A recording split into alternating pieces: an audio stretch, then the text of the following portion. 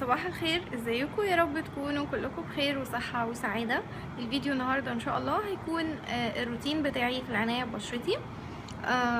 الفيديو كذا بنت طلبته مني فحبيت ان انا اعمله. انا كنت عملته من سنة ونص تقريبا، بس هعيده تاني علشان انا غيرت منتجات، حاجات كنت بستخدمها مبقتش استخدمها، جبت حاجات جديدة. خليكم بقى معايا علشان تعرفوا ايه الروتين بتاعي بالظبط. اول حاجه طبعا الغسول.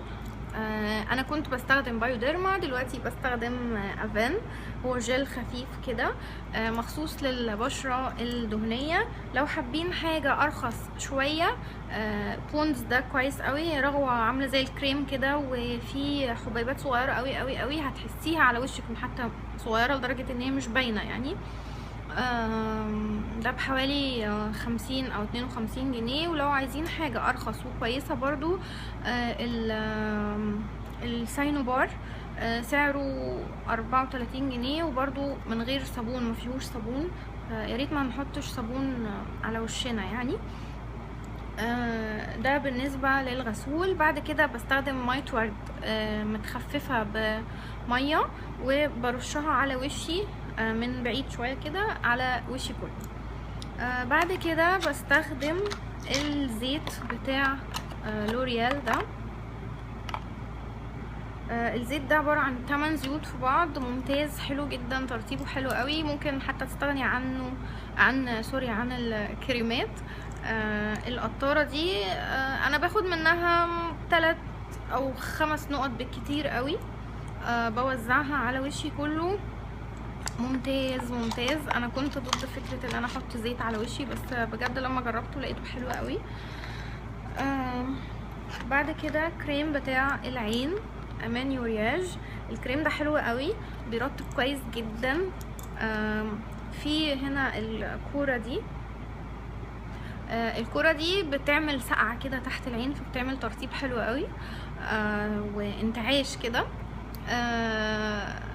المفروض ان الكريم ده بيعالج الهالات السوداء، الانتفاخات، الخطوط الرفيعة، وطبعا ترطيب. انا رأيي ان هو عالج حسن الخطوط الرفيعة، خلى شكلها احسن شوية او مش باينة قوي.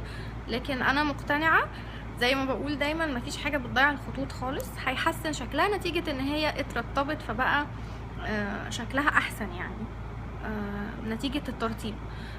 الهالات السوداء انا ما كانش عندي هالات غامقة قوي، عندي زي اللي عند كل الناس، اللي هو حاجات هالات فيه بسيطة يعني. حسنها برضو كتير، وطبعا ترطيب رهيب يعني، حلو جدا. بستخدم حاجة بقى للمسامات الواسعة. عندي هنا في منطقة الخدود ده مسامات واسعة شوية، فبستخدم البايوديرما ده. حلو قوي، مع الوقت بيصغر شوية حجم المسامات، وقبل الميك اب ممتاز، بيخلي المسامات تصغر بشكل ملحوظ يعني مع الميك اب. بعد كده بستخدم بقى الكريم بتاعه ريكسول. الكريم ده حلو جدا، بيرطب جامد جدا جدا جدا، البشرة بتمتصه بسرعة قوي. هو مخصوص كمان للناس يعني عشان تعرفوا بس هو مرطب قوي قد ايه، للناس اللي عامله تقشير اللي هو التقشير الكيميائي او عامله ليزر. حلو قوي، بيرطب كويس جدا. والبشره كمان مش بيرطب اللي هو تقيل بقى فالبشره تفضل مزيته او كده، لا، بيمتص على طول بسهوله يعني، سريع الامتصاص. وترطيبه طبعا حلو جدا.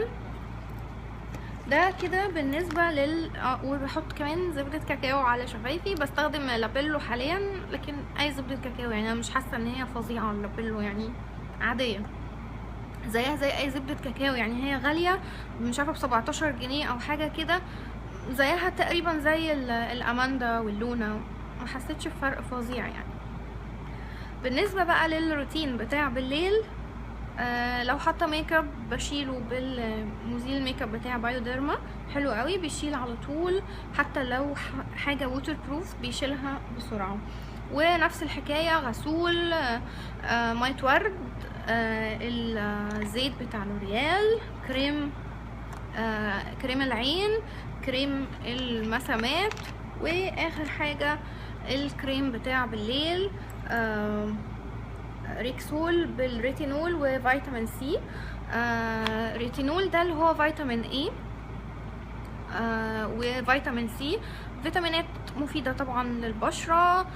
ترطيبه حلو جدا برضو، يعني دي الميزة اللي انا ملاحظاها فيه، ترطيبه حلو قوي قوي، وبرضو بيمتص بسرعة. هو المفروض ده لبالليل، وهما كاتبين عليه لو حابة تستخدميه الصبح لازم تحطي قبله واقي شمس، بس انا بستخدمه بالليل بس. و ايه تاني؟ بس كده. هو المفروض ان هو تريتمنت كريم، وحاسه ان يعني بيخلي شكل البشره صحي.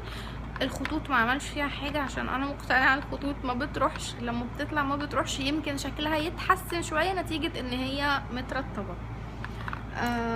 بس كده.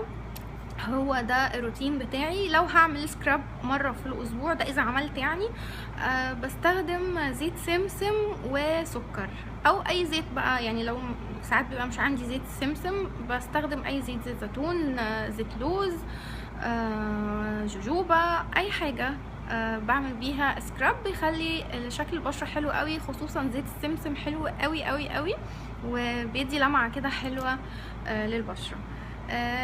هو ده الروتين بتاعي. اتمنى يكون عجبكم وتكونوا استفدتوا منه، وان شاء الله لو عندكم اي اقتراحات لفيديوهات تاني سيبوها لي في الكومنت، وان شاء الله اشوفكم على خير في فيديوهات جايه قريب، ومع السلامه.